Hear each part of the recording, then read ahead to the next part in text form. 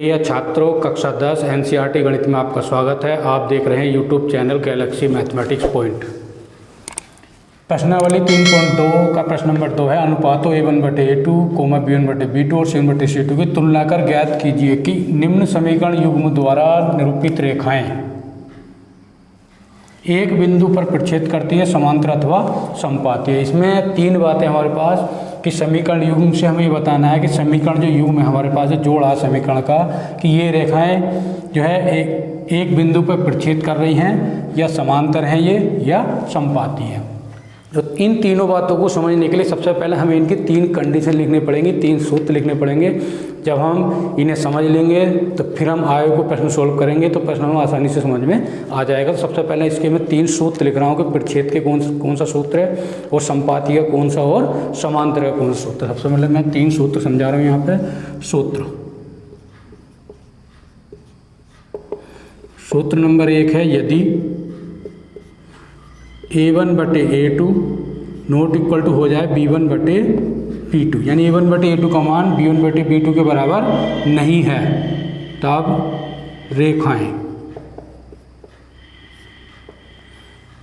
रेखाएं एक बिंदु पर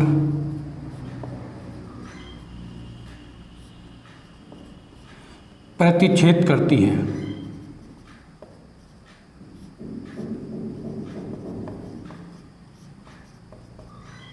प्रतिच्छेद का मतलब है एक बिंदु पर काटती हैं।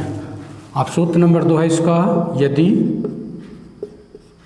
a1/a2 बराबर हो जाए b1/b2 के और नॉट इक्वल टू हो जाए c1/c2। नॉट इक्वल टू का अर्थ है बराबर नहीं है, तब रेखाएं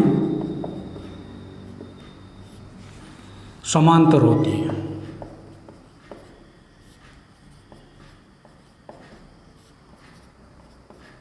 ये समांतरी कंडीशन होती है। और सूत्र नंबर 3 है, यदि a1/a2 बराबर हो जाए b1/b2 के और बराबर हो जाए c1/c2 के, तब रेखाएं समपाती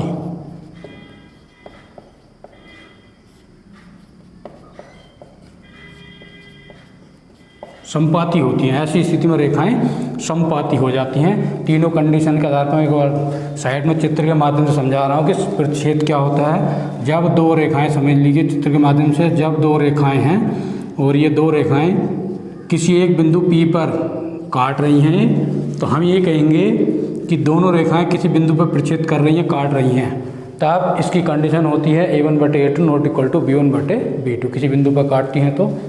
दूसरे में है, यदि a1/a2 नोट बराबर है b1/b2 के और नोट इक्वल टू c1/c2, तब रेखाएं समांतर होती है। समांतर क्या होता है, एक रेखा सामने को जा रही है और एक रेखा दूसरी ओर इसी के समांतर हम खींच दें, तो ऐसे में ये जो रेखाएं होती हैं ये समांतर होती हैं। और ये जो मैंने बताया था ये प्रतिच्छेद होता है, ये प्रतिच्छेद कर रही हैं और ये समांतर होती है। समांतर का अर्थ है दो रेखाएं सामने कुछ, एक रेखा जा रही है उसके बराबर में एक रेखा और जा रही है। जैसे कि रेल की पटरियां समांतर होती हैं, ये कभी भी मिलती नहीं है, लगातार ऐसी चलती रहती हैं। तो समांतरी कंडीशन सूत्र नंबर 2 है। अब तीसरा सूत्र है, यदि a1/a2 बराबर b1/b2 बराबर c1/c2, तब रेखाएं समपाती होती है। समपाती क्या होता है, जब एक रेखा हमारे पास दी हुई है, एक रेखा हमारे पास है और जो हमारे पास एक रेखा के बिंदु हैं और वही बिंदु दूसरी रेखा के आ जाए, यानी कि दूसरी रेखा भी इसी से होकर जाए, यानी एक रेखा का जो बिंदु है दूसरी रेखा का भी जब बिंदु वहीं हो जाएंगे, तो ऐसे तो ये कहेंगे कि वो दूसरी वाली जो रेखा वो भी उसी रेखा से होकर जाएगी। तो ये दो रेखा एक साथ हैं, तो ऐसी स्थिति में हम कहेंगे कि ये रेखा जो हैं आपस में समपाती हैं। तो ये समपाती कंडीशन होती हैं, चित्र के माध्यम से बता दिया है। ये प्रतिच्छेद होती है जब किसी बिंदु पर काटती हैं, समांतर होती हैं जब दो बराबर रेखाएं चलती हैं, और समपाती होती हैं जब दो रेखाएं एक ही बिंदु से, दोनों रेखाओं के बिंदु एक ही हों, तो वो दोनों रेखाओं का जो ग्राफ बनेगा वो एक ही रेखा बनेगा। तो ऐसी स्थिति में हम कहेंगे कि रेखाएँ समपाती है। तो मैंने चित्र के माध्यम से आपको समझा दिया है।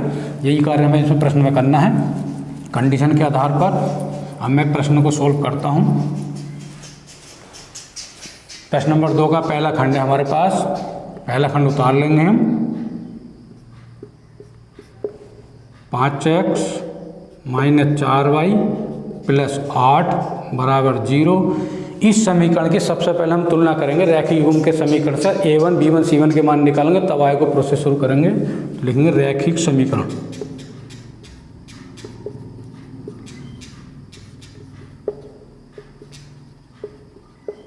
रैखिक समीकरण a1x plus b1y plus c1 बराबर 0, ये रैखिक समीकरण होता है। इससे तुलना कर देंगे, इसकी बराबर 0 से तुलना करने पर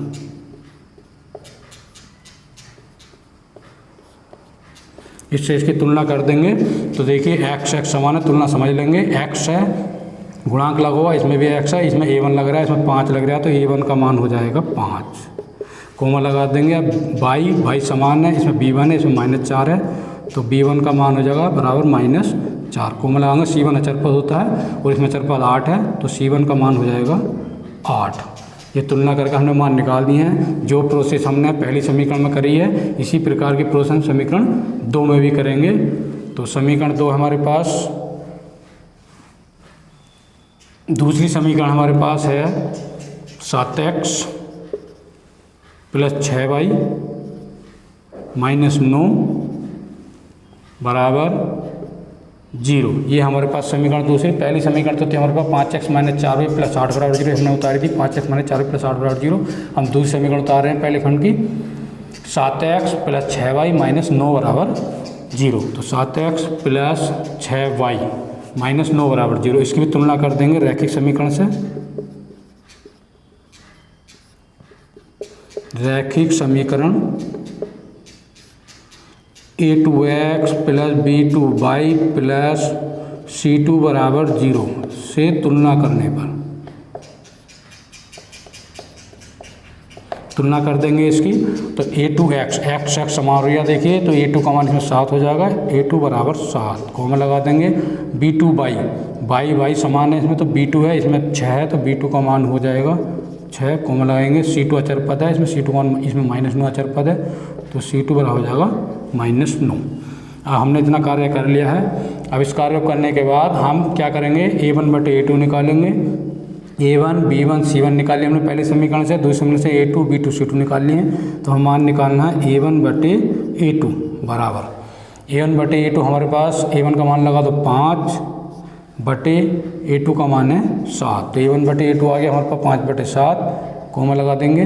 अब ऐसे b1 बटे b2 निकाल दो, b1 बटे b2 बराबर, तो b1 का मान है -4 बटे b2 का मान हमारे पास 6 है, तो काट सकते हैं 2 दूनी 4, 2 तिया 6, तो b1 बटे b2 बराबर आ जाएगा -2 बटे 3। इतना मान हमारे पास आ गया है। c1 बटे c2 निकाल देंगे। c1 बटे c2 बराबर, c1 का मान हमारे पास इसमें 8 और c2 का मान हमारे पास -9। ये कटेगा नहीं, तो हमने तीनों मान निकाल दिए। a1 बटे a2 हमारे पास 5 बटे 7 है, b1 बटे b2 -2 बटे 3 और c1 बटे c2 है 8 बटे -9। तो देखिए a1 बटे a2 का मान b1 बटे b2 बराबर नहीं आ रहा है, ये दोनों मान चेंज हो रहे हैं, ये और ये c1 बटे c2 मान चेंज हो रहा है। तो हम लिख देंगे, कंडीशन हमारे पास बन रही है इसकी, चूंकि करके लिख देंगे हम, चूंकि a1 बटे a2 not equal to b1 बटे b2, या इसके मान लगा देंगे। a1 बटे a2 का मान है 5 बटे 7 हमारे पास, नॉट इक्वल टू b1 बटे b2 का मान लगा देंगे -2 बटे 3। इसका अर्थ हो गया कि a1 बटे a2 का मान b1 बटे b2 के बराबर नहीं है। अब हम ये देख लेंगे कि हमारी कौन सी कंडीशन फिट हो रही है इसमें। जब a1 बटे a2 not equal to b1 बटे b2, तो देखिए कंडीशन एक हमारे पास है, यदि a1 बटे a2 नॉट इक्वल b1 बटे b2, तो ऐसी स्थिति में क्या हो जाएगा, तो कंडीशन लिखिए, तब रेखाएं एक बिंदु पर छेद करती हैं। तो नई लाइन से लिख देंगे हम, अतः करके, अतः समीकरण युग्म बता रहे। समीकरण युग्म का मतलब 2 समीकरण, जो हमारे पास 2 समीकरण दे रखी हैं, ये समीकरण युग्म में पढ़ा जाता है। तो इसे लिख देंगे, अतः समीकरण युग्म द्वारा निरूपित रेखाएं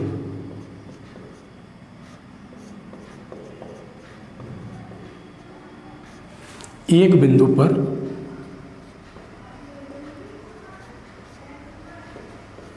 प्रतिच्छेद करती है।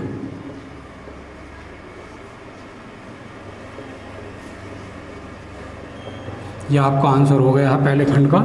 पहला खंड पूरा हो गया है। अब मैं दूसरा खंड सोल्व करा रहा हूँ, दूसरा खंड उतार रहा हूँ मैं। दूसरा खंड हमारे पास है 9x प्लस 3y प्लस 12 बराबर 0। इसे समीकरण 1 लिख देंगे। दूसरे समीकरण इसके नीचे को उतार देंगे।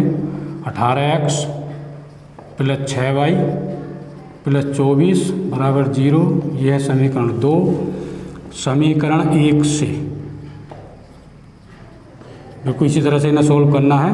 9x प्लस 3y प्लस 12 बराबर 0। इसकी भी तुलना कर दें जैसा भी तुलना करी थी। रैखिक समीकरण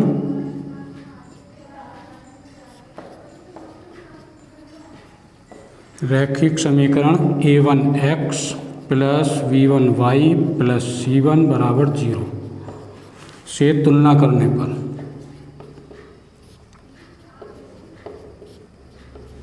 इससे तुलना कर देंगे हम इसकी।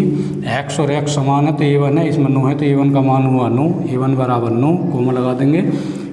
y देखिए समान है, इसमें b1 है, इसमें 3 है तो b1 का मान हुआ 3, कोमा लगाएंगे। c1 अचर पद है, इसमें c1 12 है, c1 अचर पद है, इसमें 12 अचर पद है तो इस c1 का मान हो जाएगा c1 बराबर 12। अब पहली समीकरण का कार्य पूरा हो गया है। अब दूसरी समीकरण ले लेंगे। समीकरण 2 से समीकरण 2 उतार देंगे। समीकरण 2 है हमारे पास 18x प्लस 6y प्लस 24 बराबर 0।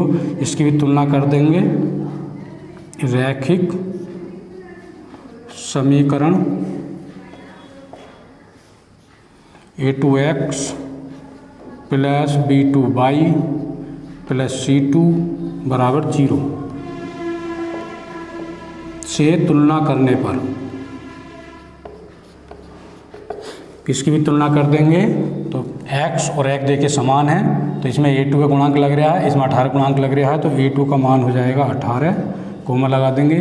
इसमें y समान है, b2 है इसमें गुणांक लगा हुआ, इसमें 6 है तो b2 का मान हो जाएगा 6, कोमा लगा देंगे। c2 अचर पद है, इसमें c2 मान, इसमें अचर पद 24 है तो c2 का मान हो जाएगा 24। अब हम निकाल लेंगे a1 बटे a2 का मान निकालना हमें। तो नई लाइन से a1 बटे a2 बराबर a1 का मान हमारे पास आया 9 बटे a2 का मान आया 18, तो काट देंगे 9 का 9, 9 दूनी 18, तो a1 बटे a2 बराबर आ गया 1 बटे 2। अब हम मान निकाल देंगे b1 बटे b2 का। तो b1 बटे b2 बराबर b1 का मान है हमारे पास 3 और b2 का मान है 6, काट देंगे 3 का 3, 3 दूनी 6, तो b1 बटे b2 बराबर 1 बटे 2 और c1 बटे c2 निकाल देंगे। c1 बटे c2 बराबर c1 का मान है 12 बटे c2 का मान है 24, 12 से काट दो, 12 का 12, 12 दूनी 24, तो c1 बटे c2 बराबर आ जाएगा 1 बटे 2। तो हमने मान निकाल दिया, a1 बटे a2 निकाल दिया, b1 बटे b2 और c1 बटे c2 निकाल दिया है। तो चूंकि करके लिख देंगे। चूंकि देखिए 1 बटे 2, 1 बटे 2, 1 बटे 2 ये मान समान आ रहे हैं, इसका मतलब a1 बटे a2, b1 बटे b2 और c1 बटे c2 तीनों के मान बराबर आ रहे हैं। तो हम इस तरह लिख देंगे, चूंकि करके नहीं लिखेंगे इसलिए चिन्ह लिख देंगे। इसलिए a1 बटे a2 बराबर b1 बटे b2 बराबर c1 बटे c2, या इनके मान ला के लिख सकते हैं 1 बटे 2, 1 बटे 2, 1 बटे 2 मान है तो ऐसे लिख देंगे 1 बटे 2 बराबर 1 बटे 2 बराबर 1 बटे 2। इसके नीचे को लिख सकते हैं मान या आगे को लिख सकते हैं। तो इसका मतलब ये हो गया सारे मान आपस में कैसे हो रहे हैं, इसके बराबर हो रहे हैं। नई लाइन से लिख देंगे बस अतः। अब पहले तो ये देखेंगे कंडीशन कौन सी फिट हो रही है, तीनों मान बराबर होते हैं तो कंडीशन हमारी 3 फिट हो जाती है। a1 बटे a2 बराबर b1 बटे b2 बराबर c1 बटे c2, तब रेखाएं समपाती। ऐसी स्थिति में क्या होंगी, रेखाएं समपाती होंगी। तो हम लिख देंगे अतः रेखाएं, अतः समीकरण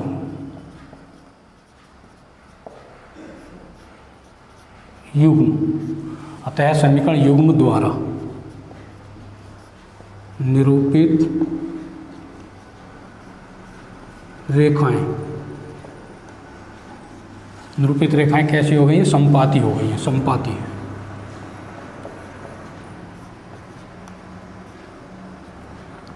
ये हमारा आंसर हो गया है।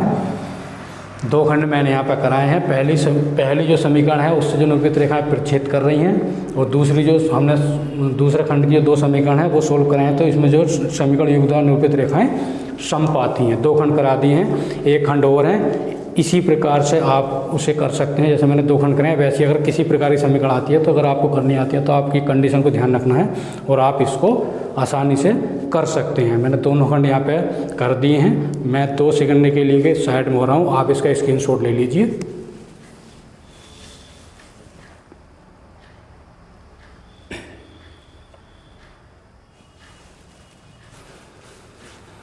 अगर आप हमारे चैनल पर नए हैं तो आप हमारे चैनल को सब्सक्राइब कर दें और बेल आइकन का बटन प्रेस कर दें ताकि कोई भी नई वीडियो अपलोड होती है तो वो सबसे पहले आप तक पहुंच जाए। Thank you so much.